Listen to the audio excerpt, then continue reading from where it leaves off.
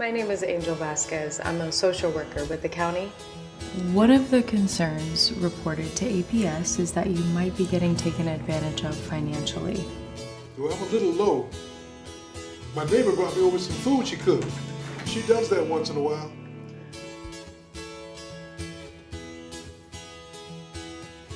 I'm noticing a large pile of clothes in the floor in your bedroom. Yeah, well, I got a little behind in the water. Did anyone ever tell you there's no such thing as a free lunch?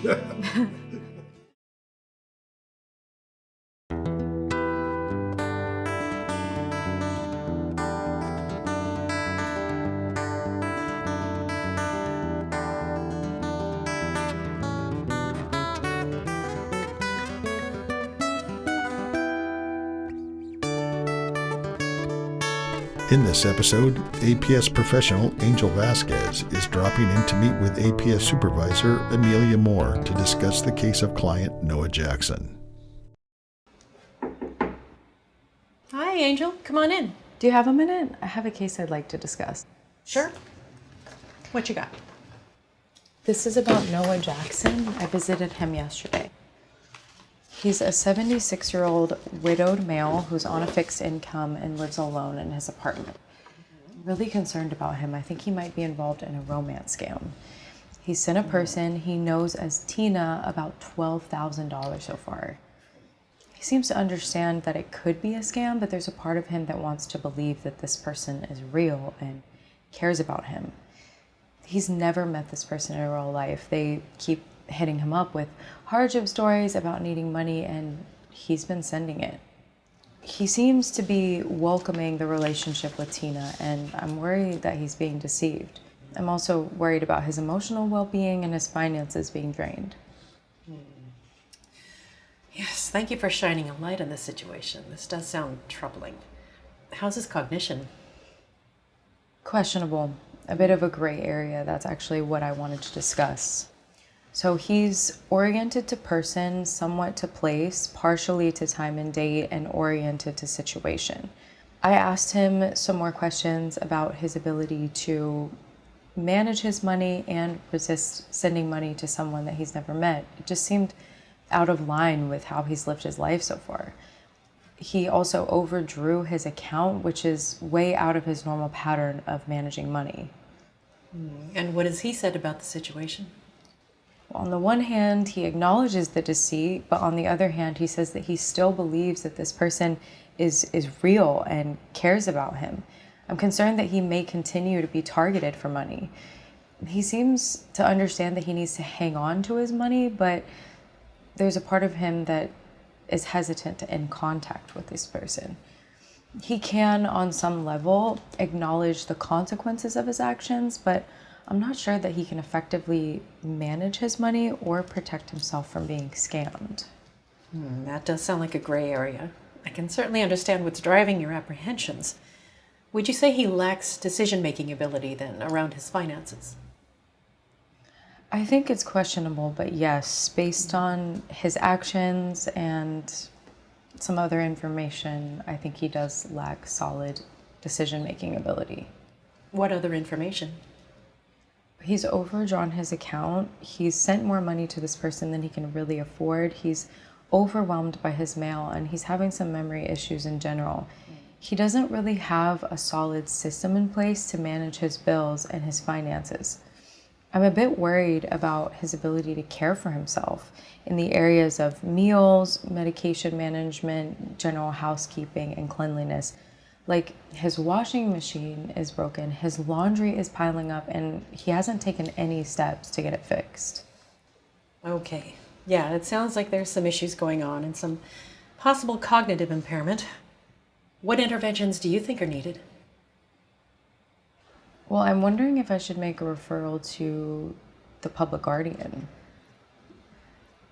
I don't think we're there just yet. He would have to be declared unable to manage his finances or make financial decisions in his own best interest, and it doesn't sound like this case quite is at that point yet. We'd need to start with the least restrictive interventions first. The idea would be to get him connected with voluntary services, like POA. if he's able to appoint a POA at this time.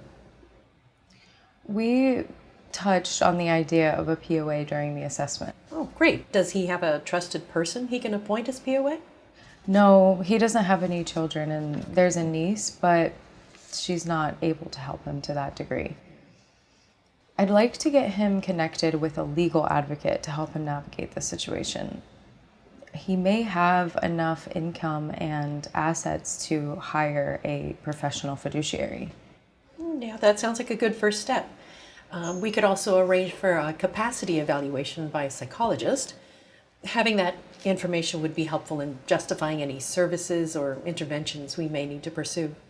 Do you think he'd agree to being evaluated? It would likely take some more discussion with him. Well, if he will agree to the capacity evaluation, then it would be good to have that information in case we need to go a different route. But as much as possible, we want to involve him in the decision making. Do you think he'll agree to appoint a POA? He's understandably a little bit resistant to giving up control of his finances, but on some level realizes that he needs help. It's on the agenda to talk about when I speak with him again. Okay, so let's discuss next steps. First, if he'll agree, let's get him connected with a legal advocate that can guide him with appointing a POA. And let's see if he'll agree to the capacity evaluation. And what can be done in the meantime to protect his money? Well, he deleted the app that he was using to transfer the money off of his phone, which I think is a really positive first step and an inkling that deep down he realizes that he's been scammed. Of course, that doesn't preclude him from putting the app back on. They walked him through it the first time and could easily do it again. That's a good start. Is there a way to flag his bank account to prevent any further app transactions? I spoke with a contact that we have with his bank, and we spoke in generalities since they don't have a release to provide me with account information for this person. They said that they can't directly block or reverse the transactions, which are considered peer-to-peer. They could freeze his account if he reports fraud, but I don't know how helpful that would be considering that he needs access to his account to be able to pay his bills, and the exploitation could easily resume once the account is unfrozen. I think the best way to protect his money right now is for him to stop sending money to this person, and I think he's on track to doing just that. And what are your thoughts about assisting Noah with supporting his self-care? Well, I made a referral for him to receive home-delivered meals, and I'm going to connect him with one of our local senior case management programs to help him with his caregiver services, transportation, and medication management. I can find out what needs to be done about his washing machine and guide him with next steps on that. Okay, this all sounds really good. You've already taken a lot of positive steps in this case, and I appreciate your efforts to help him be safer and protect his money. Now, is there anything else you need on this or from me at the moment? I think I'm good right now. I'm gonna call and ask him if he would be willing to have a consultation with a legal advocate and about appointing a POA. Based on that conversation, I'll see if he's willing to have an evaluation by a psychologist. If he's unwilling to appoint a POA, I may have to consult with the public guardian. Well, we have a upcoming cross-regional MDT and the public guardian will be there. So how would you feel about presenting this case for consultation? Sure.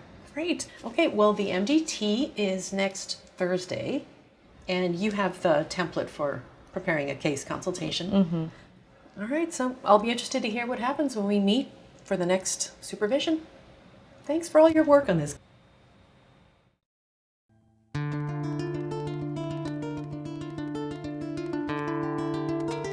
We need to start with the least restrictive interventions first. The idea would be to get him connected with voluntary services. Well, he deleted the app that he was using to transfer the money off of his phone, which I think is a really positive first step.